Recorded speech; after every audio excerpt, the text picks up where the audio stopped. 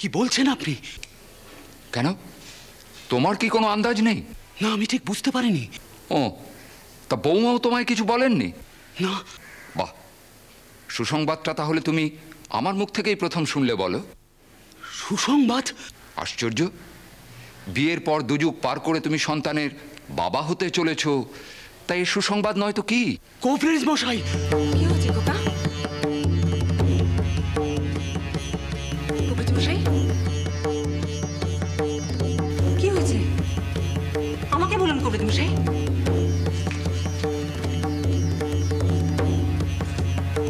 বৌমার কি কোনো বিপদের ভয়? আমি তো বুঝতে পারছি না মা জননী, আপনার নজরেও কি কিছু ধরা পড়েনি? আপনার পুত্রবধূ যে গর্ভবতী। বিচিত্র মনের গতি। কেন, আপনি কি খুশি হননি? এই কি অদ্ভুত আচরণ আপনাদের! চাটুর্য মশাইয়ের বংশ রক্ষার সম্ভাবনা উজ্জ্বল হয়ে উঠেছে, ছেলে যে হবে না সে কথাও নেই। আমি সে কথা বলিনি কবিরাজ মশাই। কিন্তু কি বলছেন আপনারা, তাও তো পরিষ্কার নয় আমার কাছে। আপনারা দুজনেই চোখের সামনেই তো দেখলেন। এমন একটা আহ্লাদের খবর শুনে রামকুমার যেভাবে সিটিয়ে গেল, তাতে তো মনে হলো এখনই তার মাথায় আকাশ ভেঙে পড়বে। আপনি ঠিকই বলেছেন। বলতে নেই মা জননী, আপনিও তাই। মনে হলো এমন একটা সম্ভাবনার কথা আপনি জন্ম জন্মান্তরেও ভাবেননি। কিন্তু কেন? বন্ধাত্বের অভিশাপ মুক্ত হয়ে এবং ঈশ্বরের আশীর্বাদ নিয়ে আপনার গৃহলক্ষ্মী আপনার ঘর আলো করবে, এতে এত দ্বিধা বা সংশয় কেন? কি ভাবছেন আপনারা? ছেলে না হয়ে যদি মেয়েও হয়, তাই বা কম কি প্রাপ্তি? এমন একটা খবর শুনে কোথায় ঘরে শাঁখ বাজাবেন, উলু দেবেন, তা নয়। দোহাই আপনার, আপনি চুপ করুন কবিরাজ মশাই। আপনি আমাদের ঠিক বুঝতে পারেননি। বেশ তো, কিন্তু কোথায় কি ভুল বুঝেছি? এমন তো কোনো চিহ্ন নেই যা দিয়ে আপনাকে চেনানো যায়। কবিরাজ মশাই,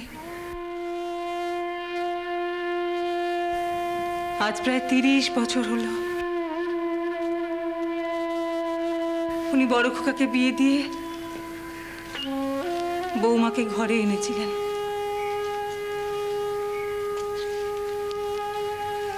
বউ তো আর একদিনে বউ নেই। সে কবে আমার মেয়ে হয়ে গেছে। হ্যাঁ, সে তো আমি বুঝতে পারি। এতদিন ধরে নিজেদের বিশ্বাস, অবিশ্বাস, আচার, সংস্কার দিয়ে আমি ওকে বুকে করে রেখেছি কবিরাজ মশাই। একটা ক্ষণের জন্যেও নিজেদের স্বাদ আহ্লাদের কথা ভেবে আমরা কখনো ওকে বিপদের ডাকে ফেলিনি।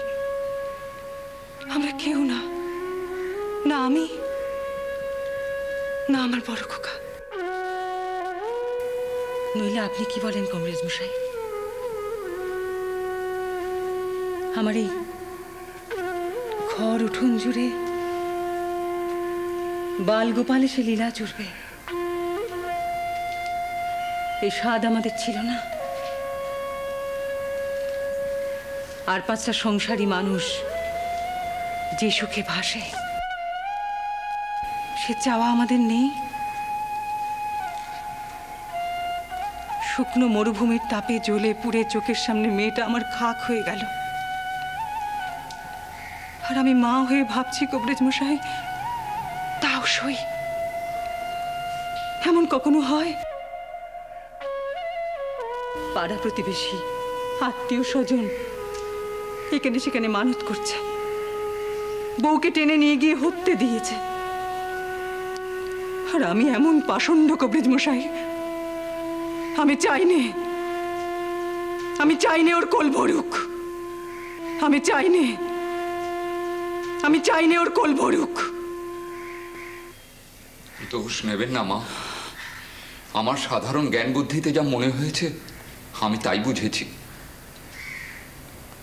আমিও তো তাই বলি কবিরাজ মশাই।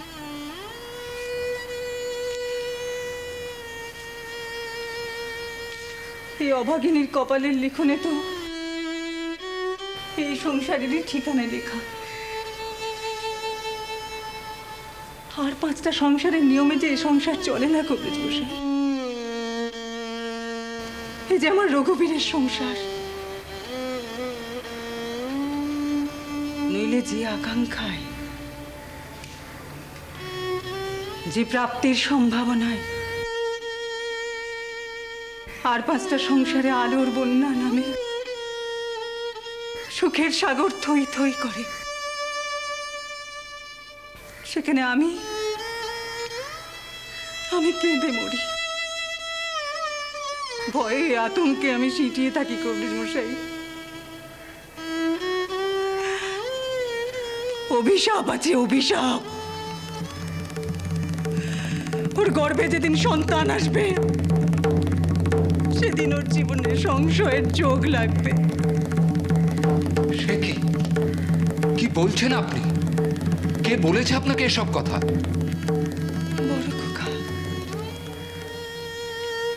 ও নিজে ওকে জ্যোতিষ দিয়ে গুনিয়েছে কবিরাজ মশাই। এবার আপনি বলুন, কোনটি আমার কাছে বড়? আমার স্বাদ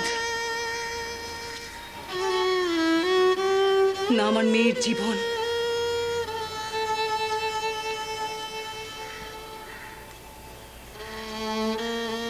সেই কোন ঘুমসি বাঁধা কালে আমার ঘরে এসেছিল, রোদে বৃষ্টিতে আমার পায়ে পায়ে থেকেছে। ওর ওপর আমার মায়া নেই, ওর ওপর আমার মায়া পড়তে নেই।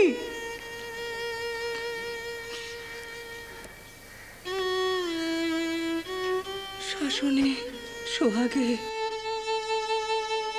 আদরে আবদারে, মানে অভিমানে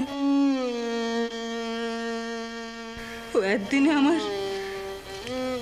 আমার একটা অঙ্গ হয়ে গেছে কবিরাজ মশাই। আজ যদি ওর কিছু হয়